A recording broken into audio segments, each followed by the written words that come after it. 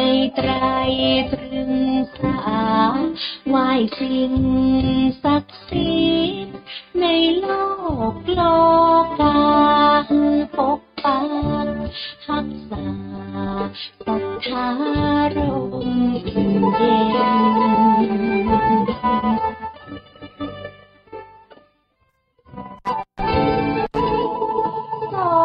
กันยา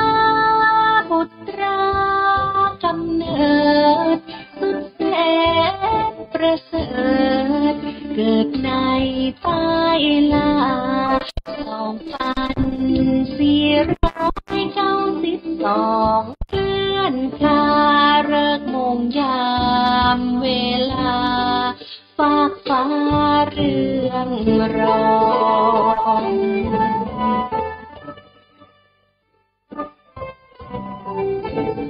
บ้านเจ็ดยอดถิ่นฐานตำนานจานไว้ที่เมืองเจียงใหม่พงไพรพฤกษาช้างเผื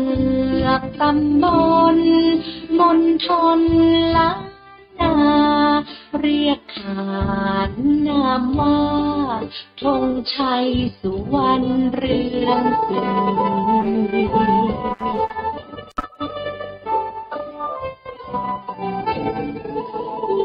20 กร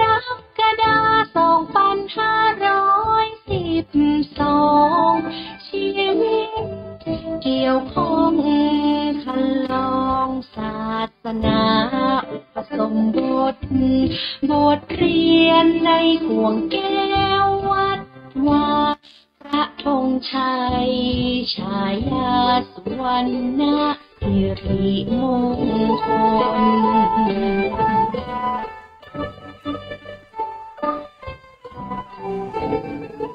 เป็นเจ้าอาวาสวัดพระธาตุโดยสุเทพอาณาขอบเขตแดนดินถิ่นผาราชวรวิหารอารามหลวงพวงพนาวัดมหานิกายคณะใหญ่ในไพรวันก็ยกมือ10 นิ้ว กราบนอบน้อมปอนตาอภิวาทน้อมระลึกถึงอย่างพระอรหันตสัมมาสัมพุทธเจ้าผู้แสวงหาซึ่งประโยชน์อันยิ่งใหญ่ขอนอบน้อม อย่างพระธรรมคำสอนในศาสนานี้ที่องค์สมเด็จพระสัมมาสัมพุทธเจ้าได้ตรัสแสดงไว้ดีแล้วขอนอบน้อมระลึกถึงอย่างพระสงฆ์สาวกหมู่ใหญ่ผู้มีทิฏฐิอันหมดจดงดงามโดยเสียงก้าวของข้าพเจ้าและขอถวาย ความเคารพนอบน้อมไว้สามายังครูบาอาจารย์พระเถรานุเถระพระภิกษุสงฆ์สามเณรพระสังฆาธิการสงฆ์สมณศักดิ์บัณฑิตนักปราชญ์ท่านผู้มีความรู้ทุกรูปทุกตนทุกองค์มาโดยความเคารพ และขอเจริญสุขเจริญธรรมมายังป่อออกแม่ออกศรัทธาอันมีตังป่อมอนแม่มอนป่ออุ้ยแม่อุ้ยพี่ป้าและอาท่านผู้ฟังผู้มีบุญทุกท่านที่ติดตามรับฟังธรรมะยามบ่ายทางสถานีวิทยุพระพุทธศาสนาและจริยธรรมจังหวัดเชียงใหม่96 เมกะเฮิรตซ์โดยการส่งลิงก์สัญญาณไปณอาคารสุเทพสุพรมครุประชาข้างหอพญามรายใจกลางเมืองเชียงใหม่โดย และก็ได้ส่งลิงก์สัญญาณขึ้นยังวัดพระธาตุดอยสุเทพราชวรวิหาร โดยความเอื้อเฟื้อของพ่อครูวรบรัตนอุบาสกที่เป็นทำหน้าที่ผอ.และขอขอบคุณในความเมตตาธรรมท่านพระอาจารย์พระมหาประสิทธิ์ประสาธิโกเดี๋ยวเดี๋ยวเด้อโยมพ่อโยมแม่ขอพิบลมกำ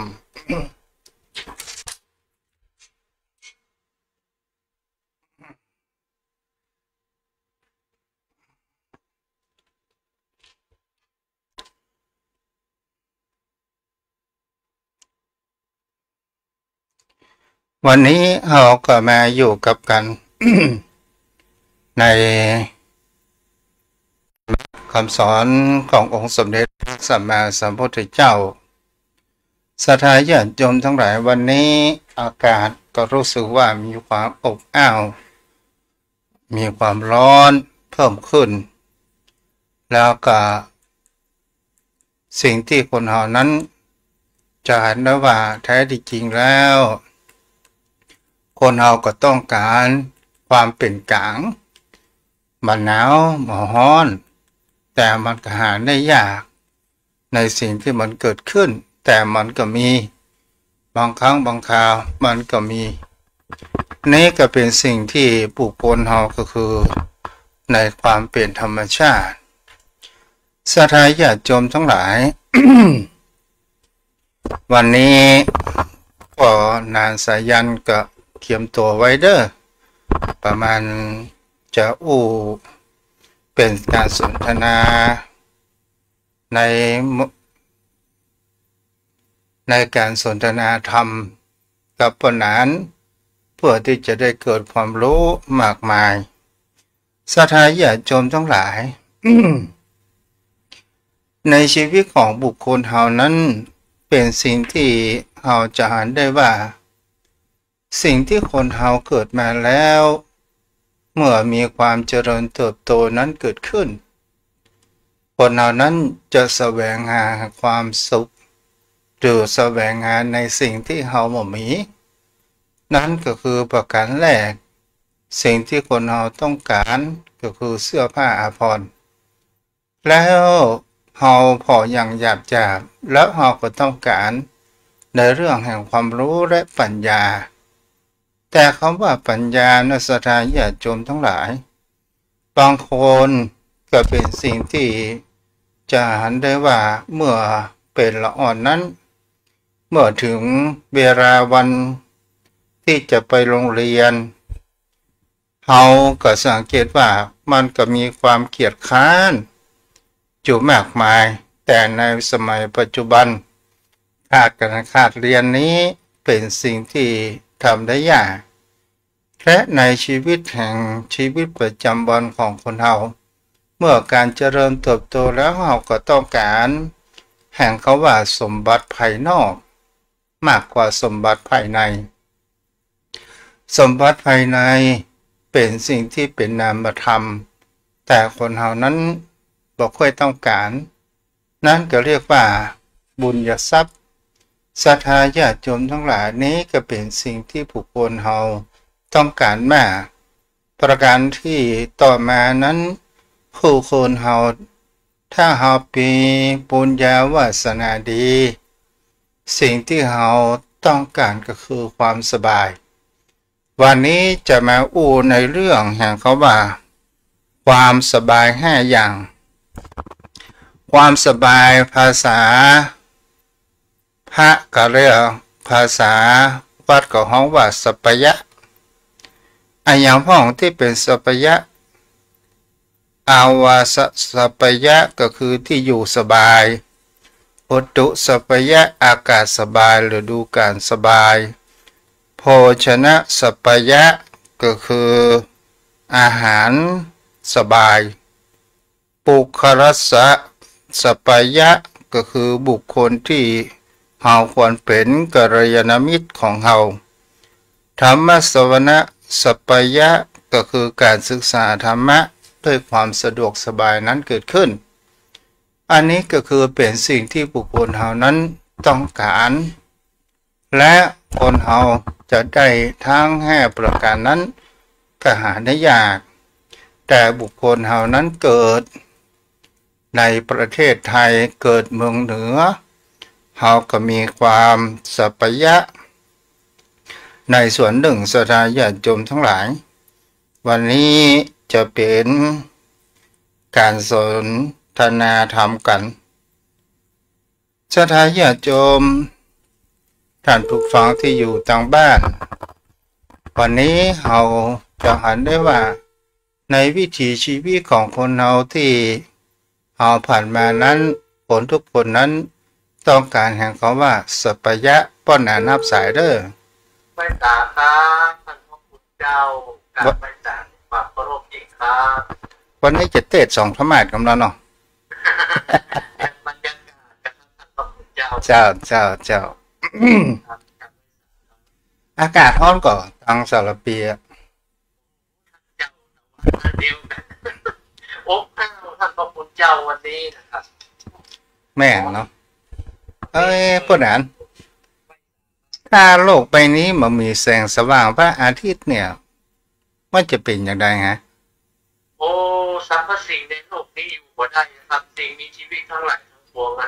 อันตรายตายโอ้ท่านเจ้าครับถ้ามันอยู่ใกล้เฮาเกินไปเนาะไม่จ่าเจ้าถ้ามันใกล้ตัวเฮาเกินไปเนาะใกล้ตัวผมว่าไปความร้อนลงมันที่ร้อนที่สุดท่านพระคุณเจ้าพันยาหางต่างๆตุกนะครับถ้ามันหลอกลงกินเอาได้กินอย่างนั้นอย่างท่านเจ้าครับแม่นนะเนาะครับมันของธรรมชาติเพื่อนที่มาท่านเจ้าเนาะมันสมดุลกันแต่ว่าเราบัดไปตามเมื่อเกิดการเปลี่ยนแปลงของธรรมชาติมันอาจจะเกิดกับความเห็นแก่ตัวก็ใช่ผู้เฒ่าวันหนึ่งการบอกก็พอมีอยู่นะท่านเจ้าเนาะเพราะว่าตาหนาคนเราความอยากตาหนามันนักความโลภมันนักมันเลย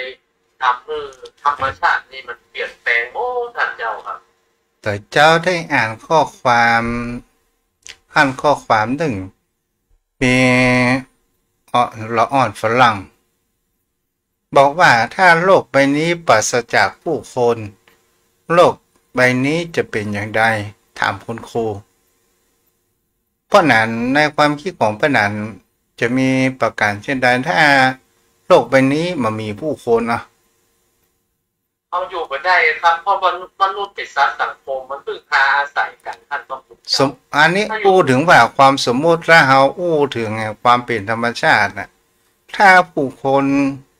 มามีในโลกเนี่ยสรรพสิ่งทั้งหลายมันเกิดขึ้นในโลกเลยท่านบอกแค่สรรพสิ่งเอาแค่คนอย่างเดียวถ้าคนมันมีในโลกแล้วมันจะอยู่ม่วนท่านเจ้าครับมันมีคนอันนี้เรานึกสภาพไปแล้วตามที่เราได้อ่านหนังสือเพิ่นว่าธรรมชาติจะฟื้นฟูแล้วยังอาคารสถานที่ต่างๆนานา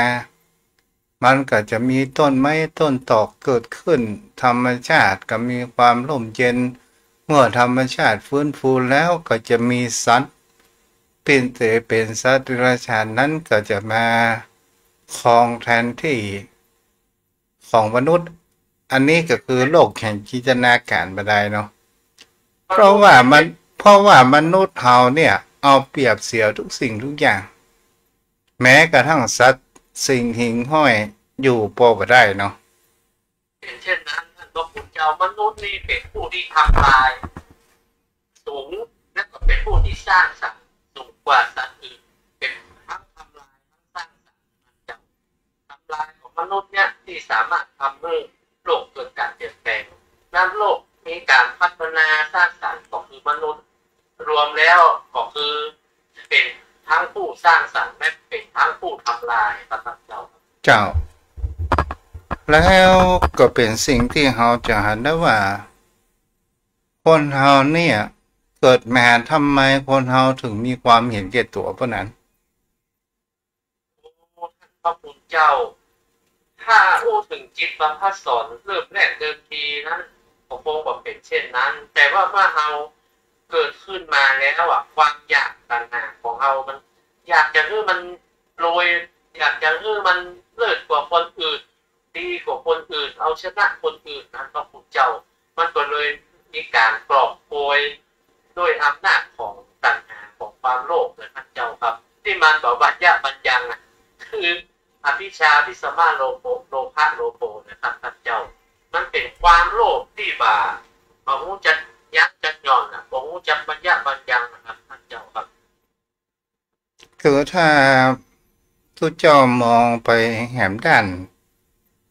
คนที่มีว่าความเห็นแก่ตัวมาก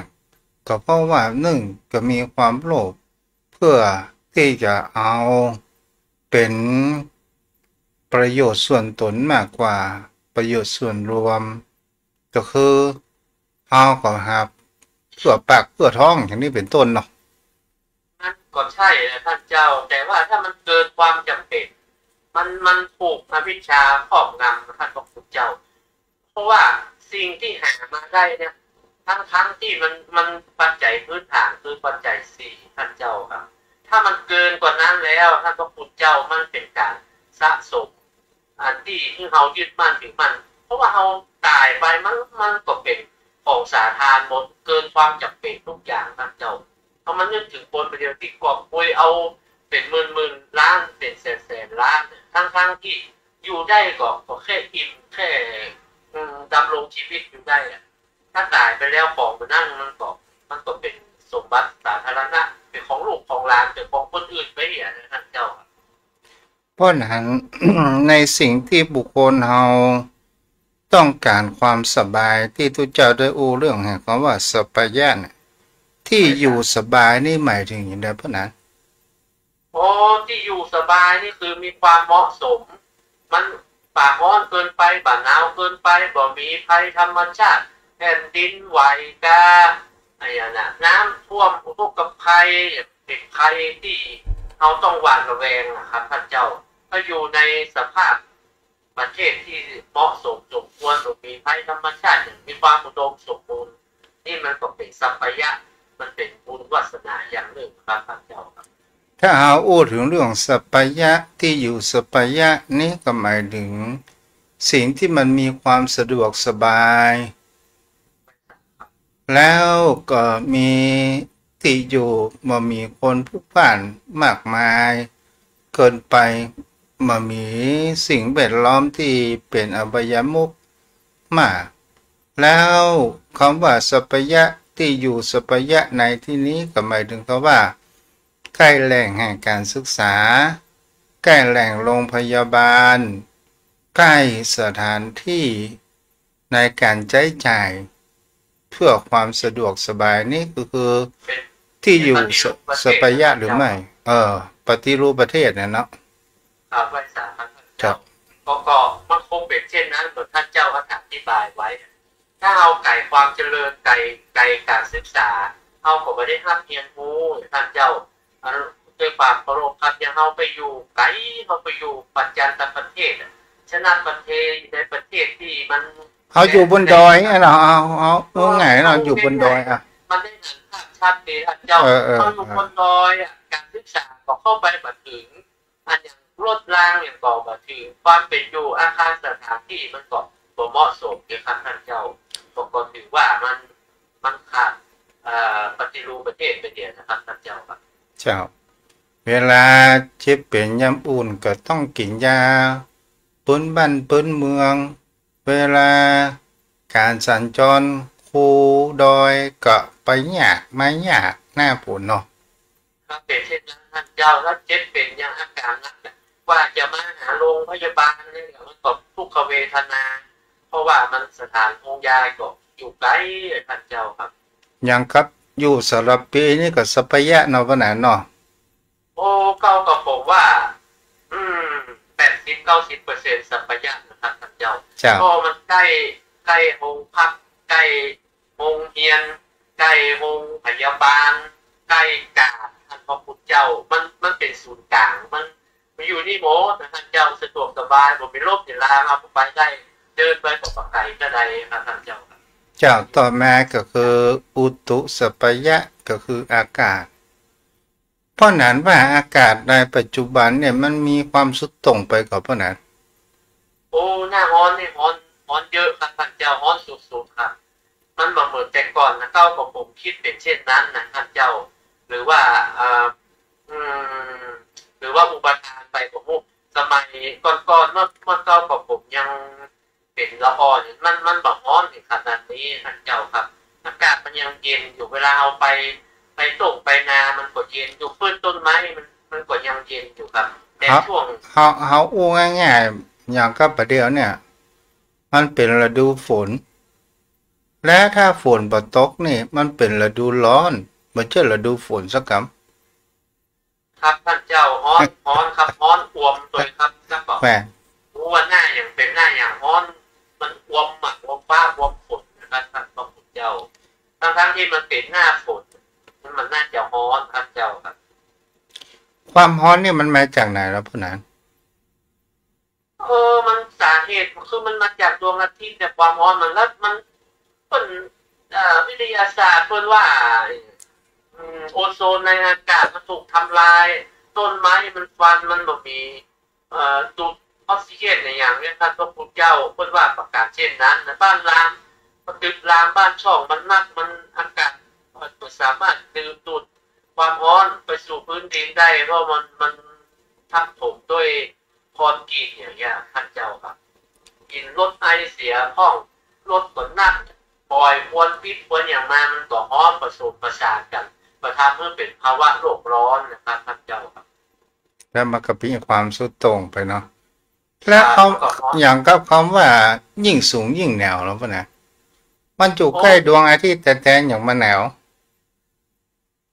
อย่างบนดอยอย่างดอยอินทนนท์ในท่านพระพุทธเจ้ามันสูงขึ้นไปเนี่ยความกดอากาศมันค่อยจะสูงอุณหภูมิต่ำต้องบอกผมคิดว่าเป็นเช่นนั้นนะหรือว่ามันมีต้นไม้นักท่านเจ้ามีต้นไม้นักกะมันแต่เมื่อก่อนหนาวแต่นะท่านเจ้าครับอย่างดอยอินทนนท์นะเอาไปอย่างช่วงหน้าร้อนเอาขึ้นไปบนรุ่นหนาวครับอากาศเย็นหนาวตลอดปีเนาะครับเป็นเช่นนั้นครับท่านเจ้าครับแต่ถ้ามาลงมาตั้งลูกแล้วมันอยู่ไปได้มันแต่อ่อนหวานครับเจ้าโภชนะสัพยะนี่เหรออาหารครับเป็นด้านอาหารการกินถูกสุขอนามัยมีอาหารครบ5 หมู่บะขาดแคลนนั่นครับเจ้าเนาะอาหาร5 หมู่1มีที่ไหนอ่ะว่ามันบะขาดแคลนด้านอาหารการกินนะด้านโภชนาการคือสามารถเสาะได้หาได้ง่ายซื้อได้ง่ายที่จำจ่ายตลาดอย่างเงี้ยครับก็ผมคิดเป็นเช่นนั้นว่าสัพยะด้านอาหารคือซื้อได้หาได้ครับก็ยากเกินไปนะท่านเจ้าแม่นแล้วก็ปุครสกัลยาณมิตรท่านพระพุทธเจ้ากัลยาณมิตรเนี่ยท่านมันนับตั้งแต่ในบ้านเลยครับมันนับตั้งแต่ลูกแต่เมียเลยถ้าบุคคลที่ได้พบกัลยาณมิตรเนี่ยท่านพระพุทธเจ้ามันเป็นอุดมมงคลสูงสุดของชีวิตแต่มันแบบพาเราตกต่ำโดยแล้วมันเป็นเพื่อนคู่คิด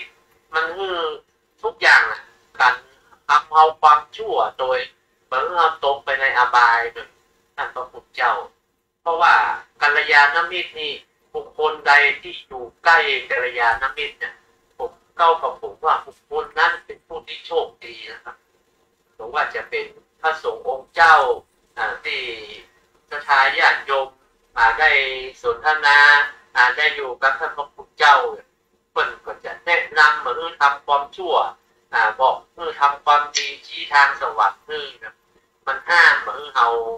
ตกอบายปกติใจนะท่านพระพุทธเจ้าครับยิ่งสมัยไปดีเนี่ยท่านพระพุทธเจ้าท่านจะเสาะกัลยาณมิตรเนี่ยยากท่านเจ้าบางทีมันพ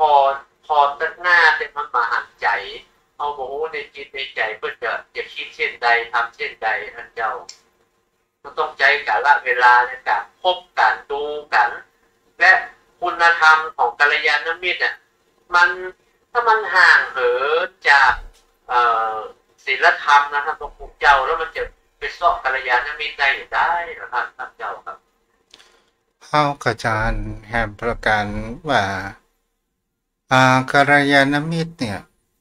มันเป็นสิ่งที่เราหาได้ยากเหมือนกันใช้เวลามันก็ใช่ว่าผู้ปั๊บโอ้คนดีมันใจต้องใจกันละเวลาดูจิตดูใจกันแต่คนดีแต่ก็มีประสงค์ดีทำเอาแต่ก็อู้ในปุกมีศีลมีธรรมมีคุณธรรมก็มันต้องใช้เวลาในการพบกันสมาคมตัวกันเนี่ยท่านเจ้าถ้ามองผิวเผินละมันแบบมียี่ห้อมันแบบสามารถดูได้มันแบบเช่นเหมือนกับเต้าแบบแต่งโป๊ออกมามันแดงครับมันเสียมันหันด้วยตาเปล่าได้แต่บุคคลนี่ต้องใจกันละเวลาพบกัน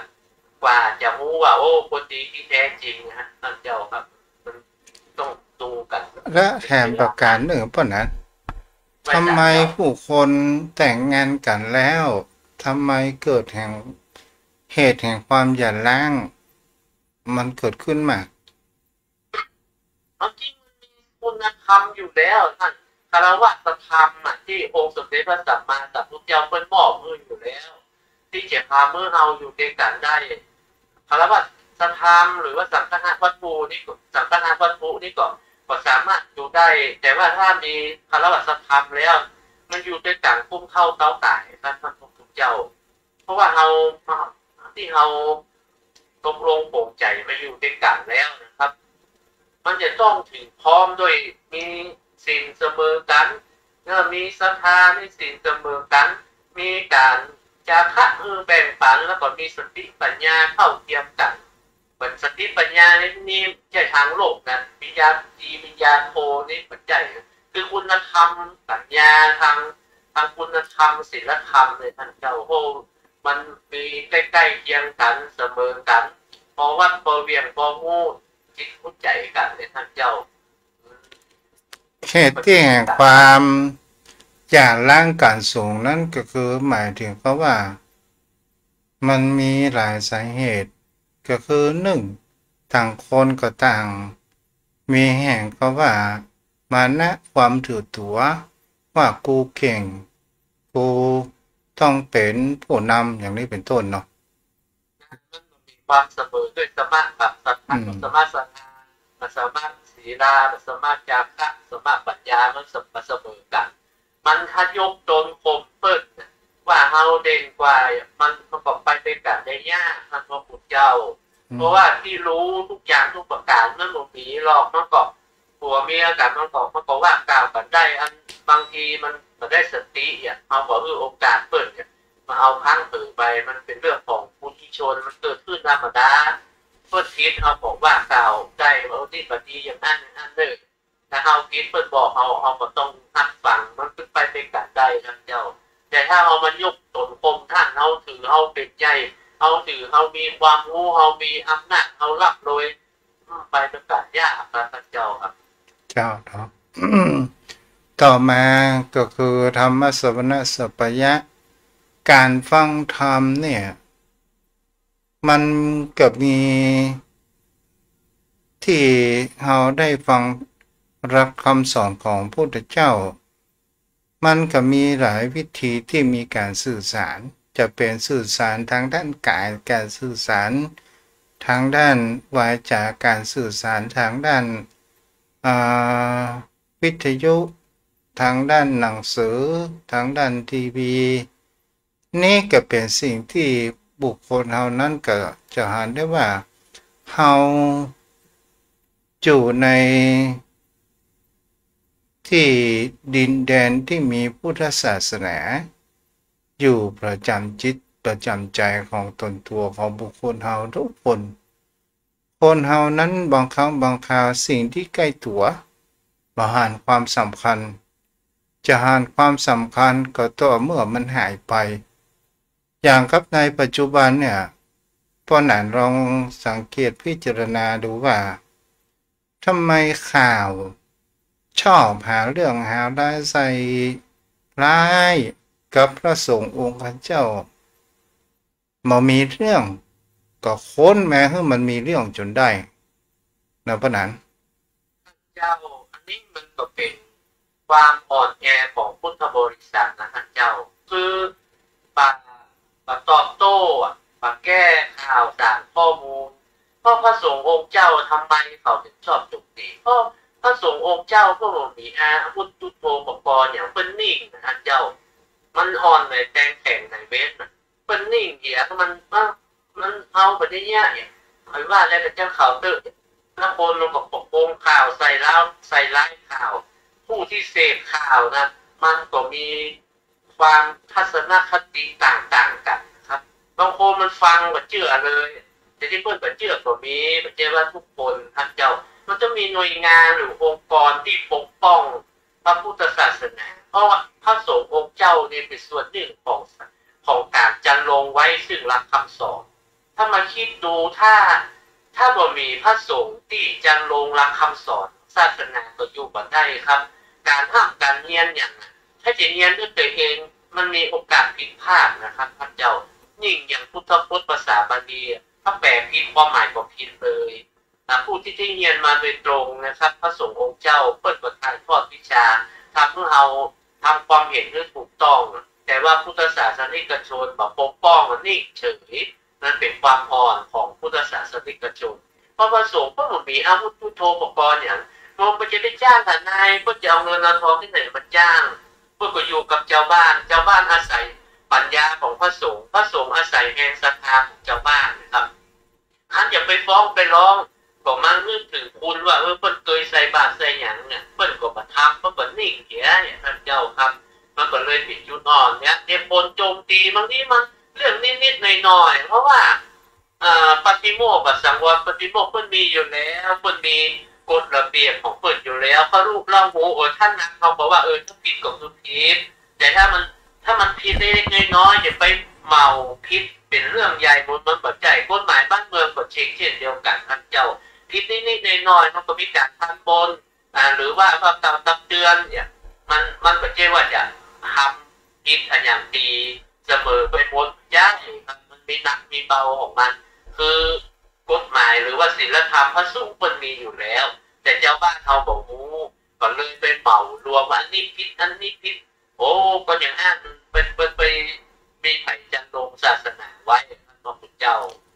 ถ้าว่า หน่อเนื้อของพุทธศาสนาขาดการสืบทอดเนี่ยเขาก็ลองรู้สังเกตวัดก็มามีพระสงฆ์องค์ข้าเจ้าใครจะแม่ฟ้อมาบวชก็มามีแล้วผู้สืบทอดศาสนาคำสอนก็หายเพราะว่าคนที่จะมาเป็นตำแหน่งเจ้าอาวาสก็จะต้องมีกฎระเบียบแน่นหนาและเฮาก็พออย่างกับว่าค่านิตยพัฒน์หรือว่าเงินเดือนพระสงฆ์องค์ข้าเจ้าเดือน1,800แล้วก็ถามแล้วก็บอกว่าทุกเจ้าร่ำรวยแม่นทุกเจ้าที่เป็นเปิ้นอยู่วัดมีอยู่วัดหลวงวัดใหญ่ที่เปิ้นมีเจ้าบ้านเข้าไปทำบุญทำอย่างนั้นเฮาก็บอกว่าแต่ทุกเจ้าบ้านนอกอย่างเขาขอเนี่ยต่อไปถ้ามันมีกฎระเบียบมากมายใครก็บอกเขาอยากจะเป็นเจ้าอาวาสแล้วเพราะไอ้นี่คือเอาคนบ้านที่บอกศีลธรรมจรรยาบรรณบอกศีลบอกกฎระเบียบของคณะสงฆ์แล้วมาปกครองคณะสงฆ์มันก็ใช่ศีลของเพิ่นมีอยู่แล้วปฏิโมกข์ของเพิ่นมีอยู่แล้วอย่างที่ท่านเจ้าว่าวัดในรอบนอกก็ผมก็อยู่วัดรอบนอก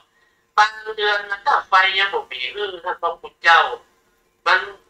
อยู่วัดเนี่ยครับต้องทำอาหารเองท่านพระพุทธเจ้าแต่วัดที่เป็นวัดอารามหลวงนั้นก็เลี้ยงตัวเก่าเลี้ยงตัวเองได้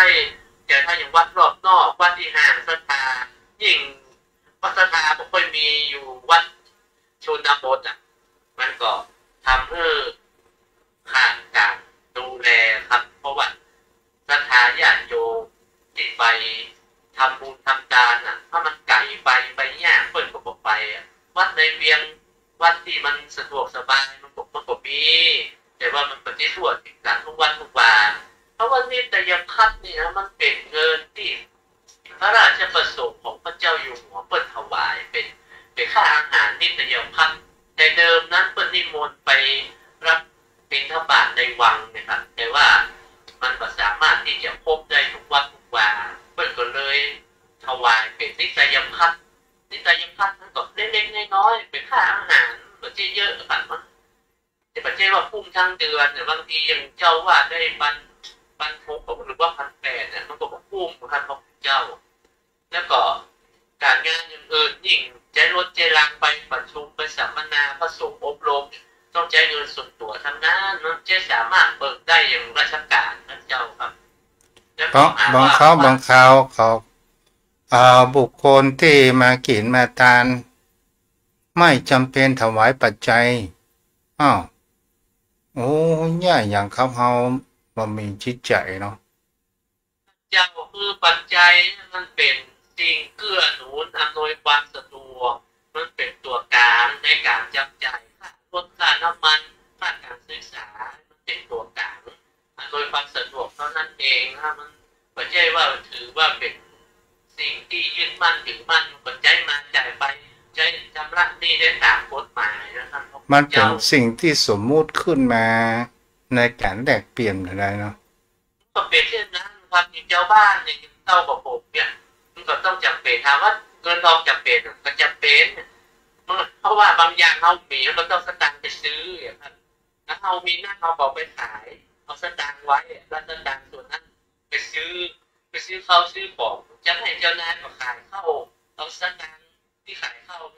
ซื้อฝากก็เปลี่ยนแลกเปลี่ยนเจ้า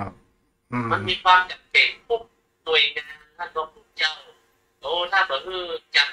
สตางค์เงินทองได้เอาอย่างนั้นแลกเปลี่ยนเจ้าครับอยู่มันจะไปอยู่ได้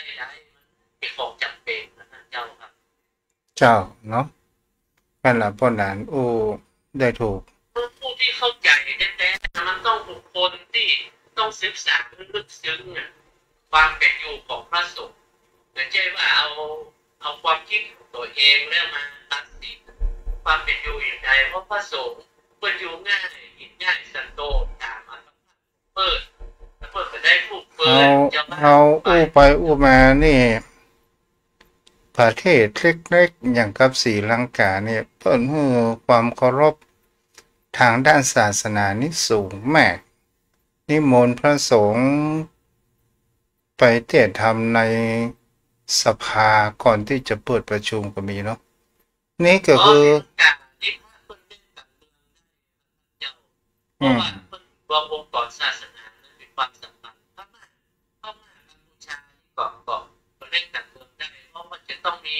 ตัวแทนของฝ่ายศาสนาอยู่ในสภาพ่อหนานเป็นตู้เจ้ามาเมินพ่อหนานพอดีๆว่าตู้เจ้ากับเจ้าบ้านเนี่ยใครจะเหนือกว่าไผพ่อหนานมันอาศัยซึ่งกันแต่เจ้าบ้านจะเคารพนับถืออันนี้เราผมพูดในประสบการณ์และความเป็นจริงที่ได้ดำรงสมณเพศนะท่านเจ้าบ้านเคารพนับถือทุกเจ้ามากเจ้าเพิ่นว่าพระทุกเจ้าว่าแล้วก็โจบเพิ่นก็แจ้มาแย้งมาทันกันมันประเดี๋ยวมันบ่ได้เข้าวัดเข้าวามันบ่รู้ด้านคุณธรรมศีลธรรมจรรยาบรรณหยังเอาเจ้าโลกเอาความรู้ทางโลกเรามาพูดกับธรรมะมันไปด้วยกันได้ยากสมัยแต่ก่อนนี่เพิ่นได้เจ้าวาดมีก็ปานนั้นสมัยพวกนั้นเขามันดีถ้าแบบคิดแต่ว่าคนบ้านไร่นะพระพุทธเจ้าถ้าอันเล็กๆน้อยๆนี่ที่มันที่เขาว่าโลกาวัชชะนี่มอบอนุโลมกันไปได้เนาะครับคนเฒ่าคนแก่ที่เขาวัดเขาวาก็แบบมาบอกว่า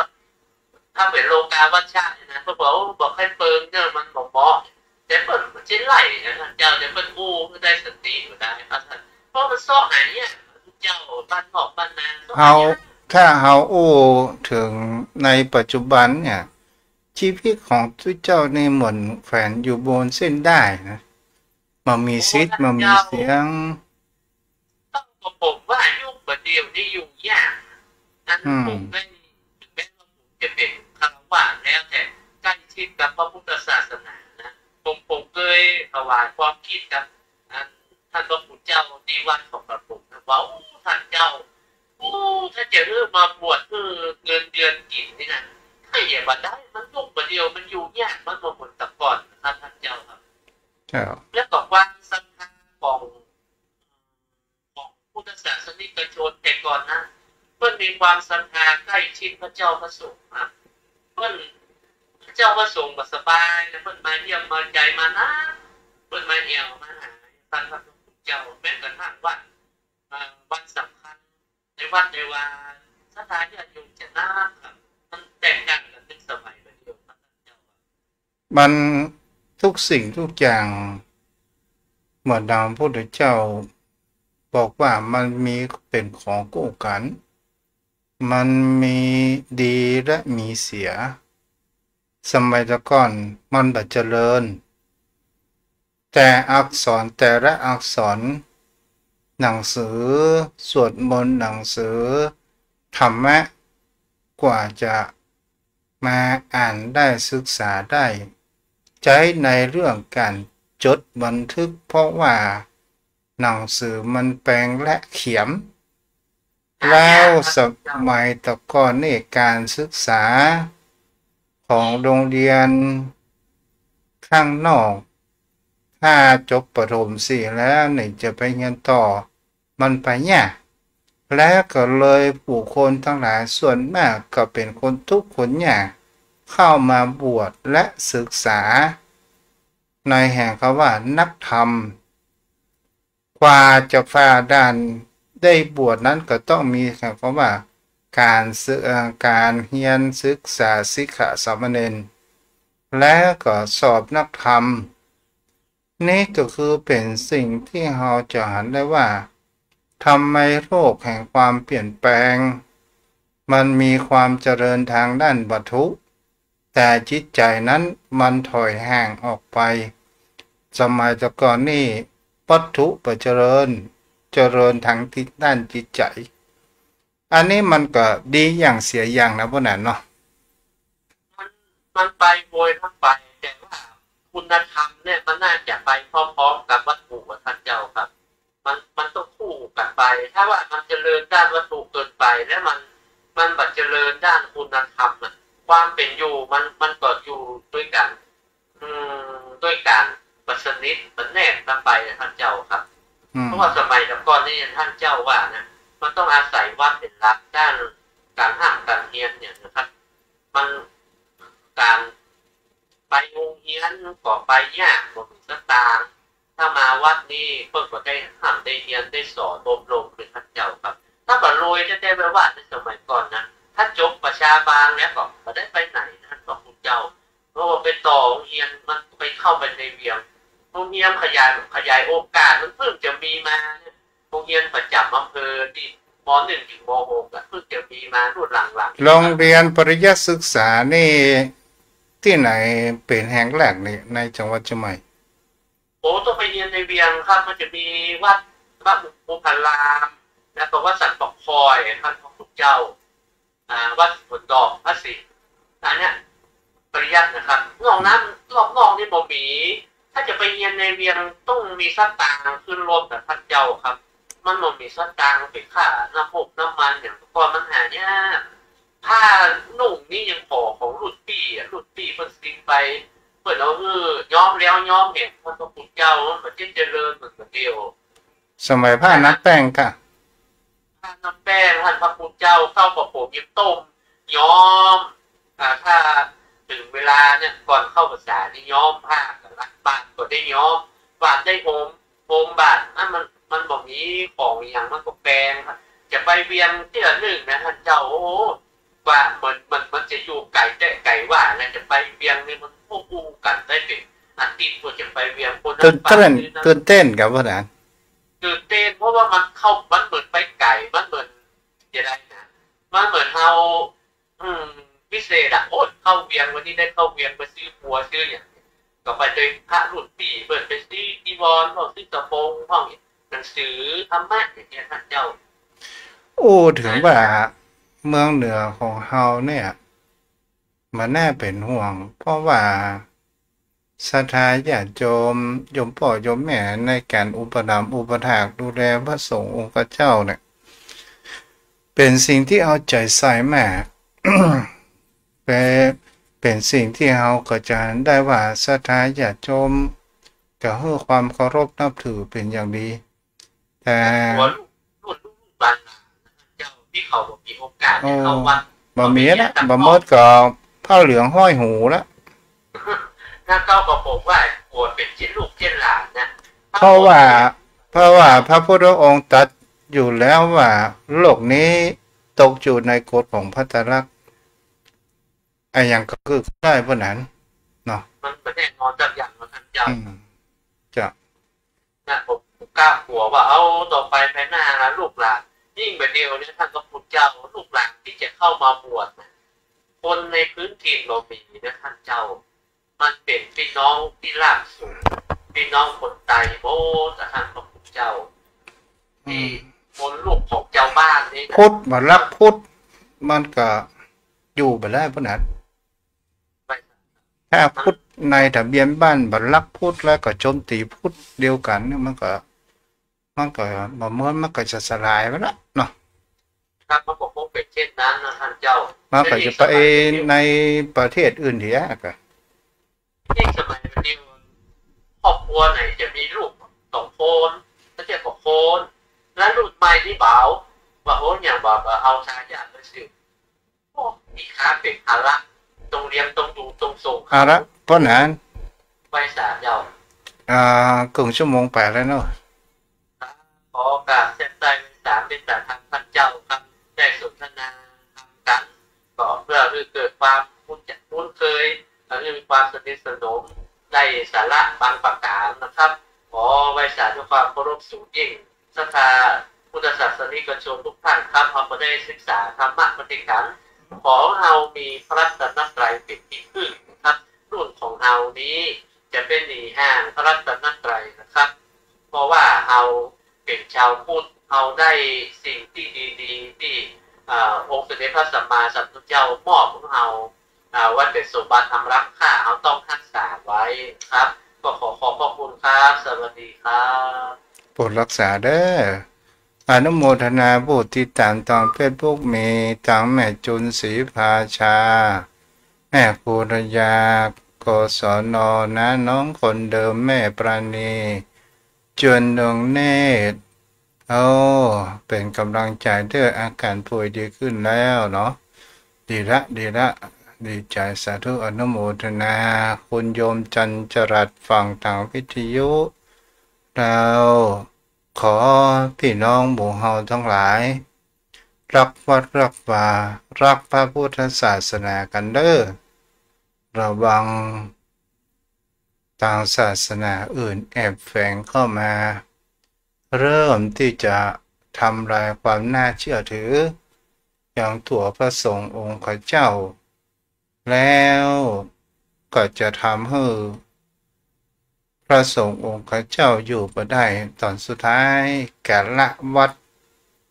ตะวาคือเป็นห่างเป็นล้างไปเพราะว่าเฮาบ่ได้เอาใจใส่กันทางวัดวาอารามใจใส่ในที่นี้บ่จำเป็นต้องเป็นเงินขอไปพอพัดพอวาเพียวปัดว่าครูเถอะบางวัดก็มีหลวงพ่อองค์เดียวบางวัดก็บ่มีไผไปดูแลเมื่อถึงวันศีลก็ไปยืมทุกเจ้าวัดอื่นมาเยอะของบอกเขียมหายากอย่างนี้เป็นต้นและก็มีผู้ติดตามต่างหลายย่าอ้อยเนอะสาธุอนุโมทนาแม่มุกดาวิไรพันธ์เอาละวันนี้เปิดโอกาสเต็มที่ใครจะโทรมาสนทนาผู้จากันผู้ได้เด้อเจ้าพ่อเจ้าแม่0631639950 9950โยมพี่นายชากาแฟเนาะรับฟังอยู่0631639950เจริญพร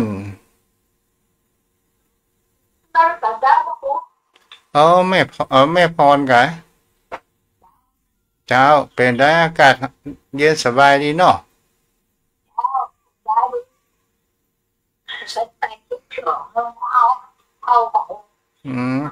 จากฝั่งเท่าไปที่ไหนแล้วหมดเหลือ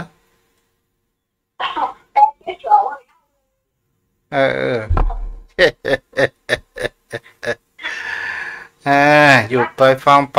เนาะ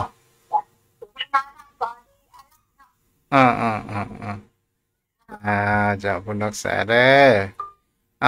004ของภายใต้โทรเข้ามาใหม่แล้ว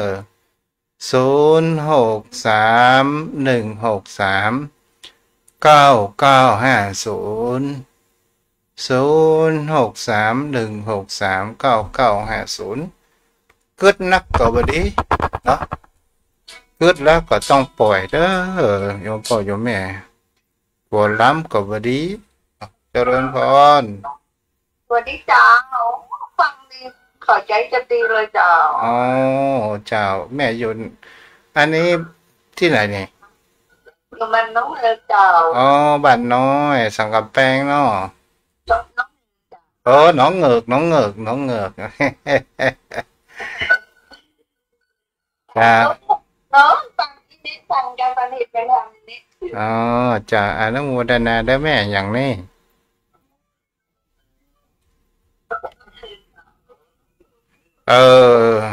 นั่นแม่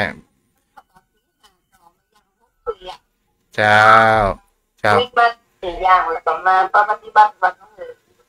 บุญรักษาเนี่ยแม่เป็นวิทยุเด้อเวลาจะอู้กับทุกเจ้าเด้อเสียงมันสะท้อนกันเนาะจ้าบุญรักษาเด้อcái thôn của mình là cái thônดีละได้อู้จากันเจ้าคุณโยมวัจนะพันธ์ศรีโพธาเนาะรับฟังอยู่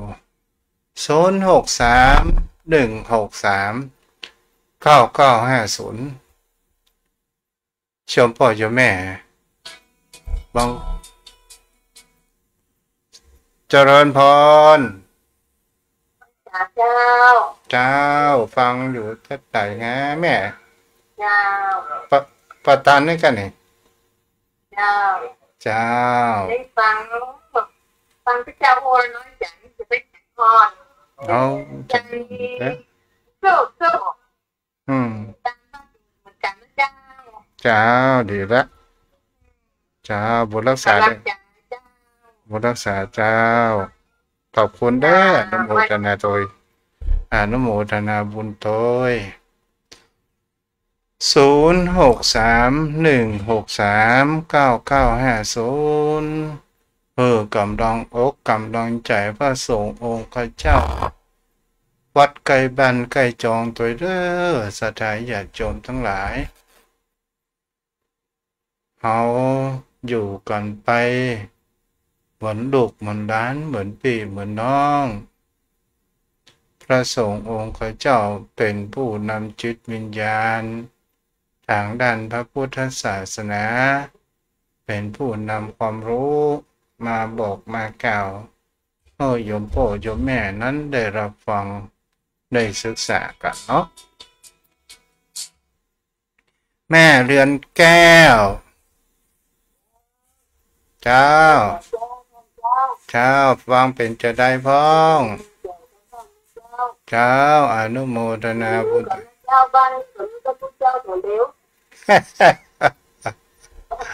บ้านไหนอย่างน่ะ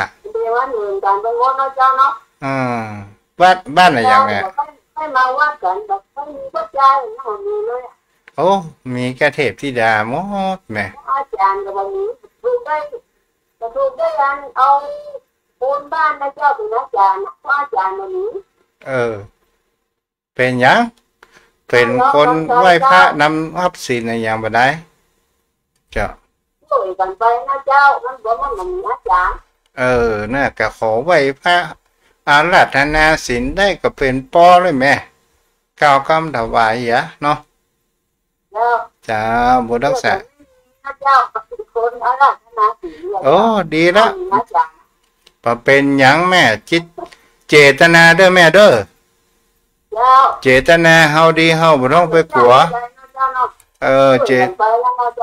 เจตนาดีเฮาบ่ต้องไปกลัวว่าคุดจ้างอย่างสักอย่างแม่เนาะบุญรักษา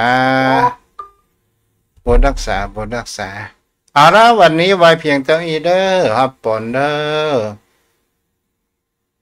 ชัยยาสิทธิทนังราพังสุธีภคยังสุขังพรังสิริอายุจวันโนจะโพคังวุธิเจยสตาวสาจะอายุจะชีวาสิทธิพระวันตุเตสัพพะพุทธานุภาเวนะสัพพะธรรมานุภาเวนะสัพพะสังฆานุภาเวนะจยสุธีภวันตุเตโอ้แม่นวลสริหินเขียแม่วรีแม่ประกายพึกเนาะที่ได้ฝากโทรศัพท์ได้ชื่อแม่เอาละวันพัดก็ปะกันไม่เด้อ104.5เนาะวันนี้ก็เอาไว้แต่เพียงเท่านี้เจริญพร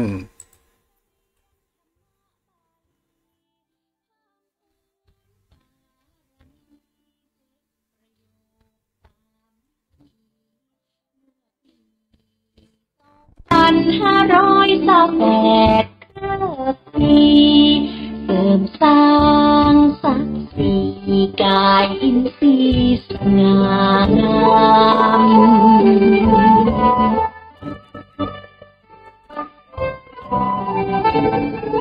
เป็นพระนักพัฒนาปัญญาปราดเปรื่องสืบสานต่อเนื่องศาสตร์รุ่งเรืองสดใสส่งเสริมพระเนตรเยาวชนทั่วไทยแดนดินถิ่นไพรได้ทุนศึกษาเล่าเรียน